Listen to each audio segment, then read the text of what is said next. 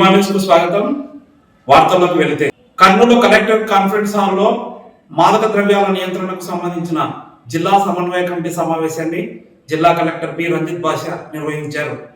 మాదక ద్రవ్యాలపై జరిగిన అవగాహన కార్యక్రమాన్ని ఉద్దేశించి కలెక్టర్ మాట్లాడుతూ పాఠశాలలు, కాలేజీలు, యూనివర్సిటీల యాజమాన్యాల విద్యార్థులకు మాదక ద్రవ్యాల వాడకం వల్ల జరిగే నష్టాలు, ప్రమాదాల గురించి విపులంగా వివరించాలని అన్నారు. వాటికి సంబంధించిన వీడియోలు ప్రదర్శించి మాదక ద్రవ్యాలకు దూరంగా ఉండే విధంగా చర్యలు తీసుకోవాలని DEO, RIO, medical college principal, university అధికారులను జిల్లా కలెక్టర్ ఆదేశించారు.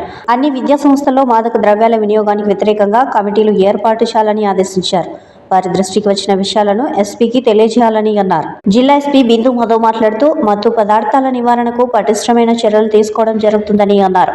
కౌతాల మండలం రౌడూరు గ్రామంలో 182 గంజాయి మొక్కలను అందరు పంటగా వేసిన ముగ్గురిని నిన్ననే అదుపులోకి తీసుకోవడం జరిగిందని తెలిపారు. అంతకుముందు జిల్లా ఎస్పీ పవర్ పాయింట్ ప్రజెంటేషన్ ద్వారా జిల్లాలో మత్తు పదార్థాల నివారణకు తీసుకుంటున్న చర్యలపై వివరించారు.